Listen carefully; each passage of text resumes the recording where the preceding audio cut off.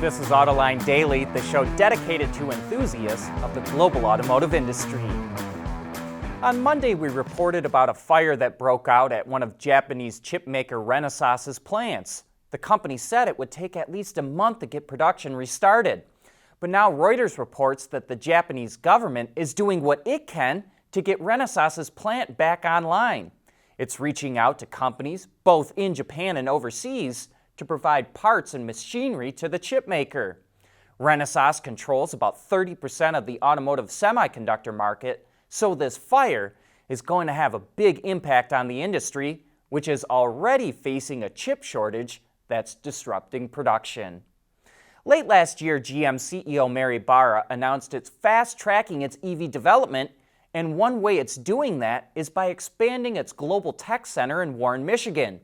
GM's investing $1 billion to expand the buildings around its iconic design dome with an additional 360,000 square feet of floor space. The area will be wide open with no walls, which makes collaboration easier between designers, and when combined with new working efficiencies, GM says it will cut development time. The expansion is expected to be completed in the fourth quarter of 2023. You know, lots of people use their phone instead of their vehicle's infotainment system. But for the new Dacia Sandero, the owner's phone literally becomes the center display. That's because the car doesn't have an infotainment screen, just a glove box-like door where one would go. Instead, owners download an app, which gives you navigation, radio, music, telephone, and even vehicle information. And they're able to access those functions by pairing the phone to the car via Bluetooth. Sound is not going to be great because there's only 2 speakers in the Sandero, but at least you don't have to rely solely on your phone, and you don't have to worry as much about the system becoming out of date. But we'd like to know what you think of this idea. Would you use your phone in place of an infotainment screen? Volkswagen is betting the farm on electric cars, and it has a lot riding on the ID.4. That's why we want to learn more about it. So we invited Hans Schaefer, the Senior Vice President for Product Marketing and Strategy at Volkswagen of America, to come on Autoline After Hours tomorrow.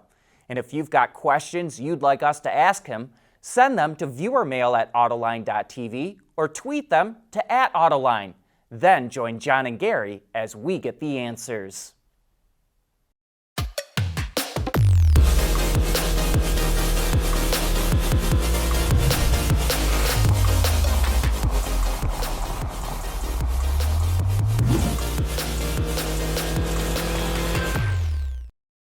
We want to know what drives your testing. OTA, connected car, diagnostics, remote testing. Intrepid Control Systems is here to help you work from anywhere. Intrepid Control Systems, driven by your data.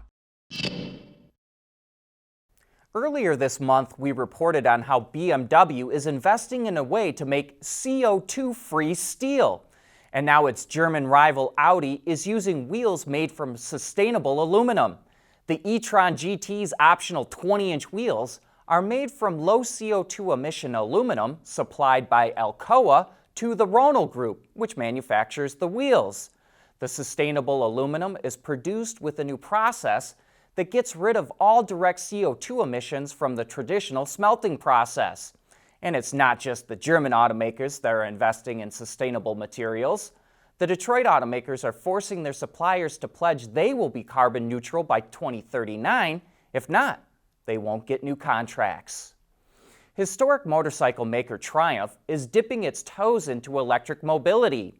It's kicked off a 2-year project with a number of other companies to test an electric motorcycle called the TE1 that it hopes to gain insight from for future EVs from the brand.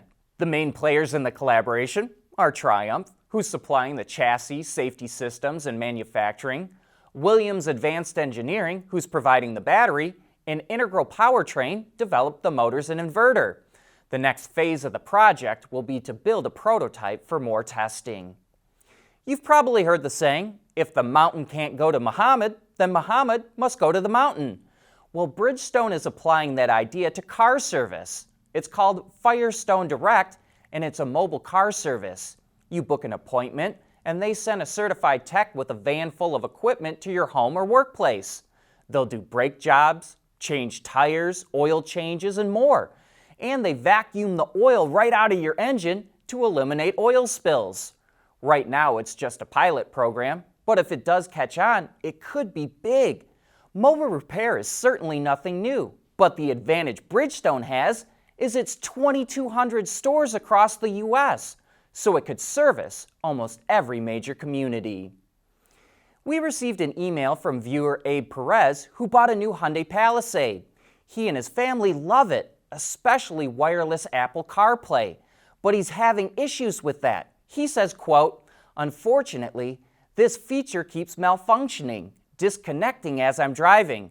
After investigating, this is a problem many Hyundai owners have, not only on the Palisade, but in other 2021 models. I wonder if this is an issue they're aware of and need to recall." So Abe asked us to reach out to Hyundai. We did, and it's aware of the, quote, defect.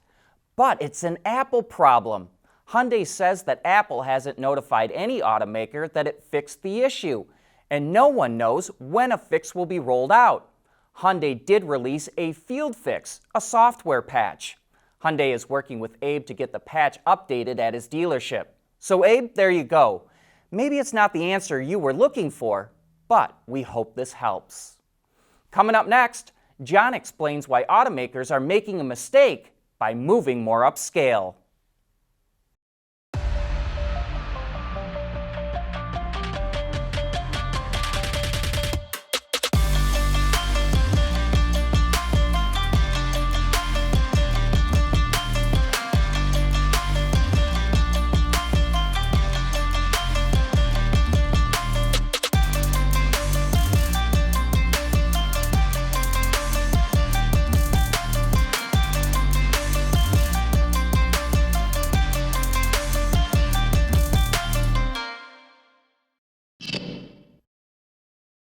The auto industry is asking for trouble. Automakers keep moving further upscale to chase higher profits, and they're leaving millions of customers behind. They're leaving the door wide open for someone to take over the bottom of the market. Car prices are going up faster than household income. You know, a decade ago, the average new car in the U.S. cost $30,000. Now, it's $40,000. And here's an easy prediction. By the end of this decade, it'll be $50,000. As a result, a smaller percentage of the American population can afford a new car. The all-time record was actually set in 1978, when 6.9% of Americans bought a new car. In 2019, that number was down to 5.1%. If the same percentage of people bought a new car in 2019 as they did in 1978, the SAAR would not have been 17 million vehicles. It would have been over 22 million. Automakers say the solution is cheaper used cars, but the average used car is now $22,000, and used car prices are going up faster than new ones. Maybe the solution is something like Wuling's little EV, the Hongguang. I am intrigued by this little 4-seat electric car with a base price of only $4,500. It's a masterpiece of low-cost engineering that's taking the Chinese EV segment by storm. No, it's never going to get a 5-star crash rating, and by all accounts, it rides rather rough. But it's outselling every other EV in China by a wide margin because just about anyone can afford it. And by the way, on an inflation-adjusted basis, the Hongguang cost about the same as a 1921 Model T.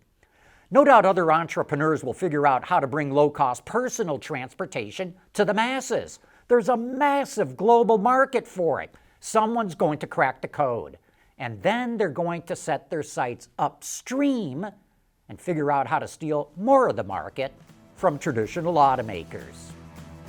And with that, we wrap up today's show. Thanks for watching.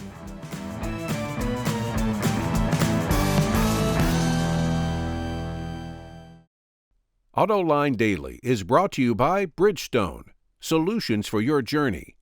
Intrepid Control Systems, over-the-air engineering, boost your game.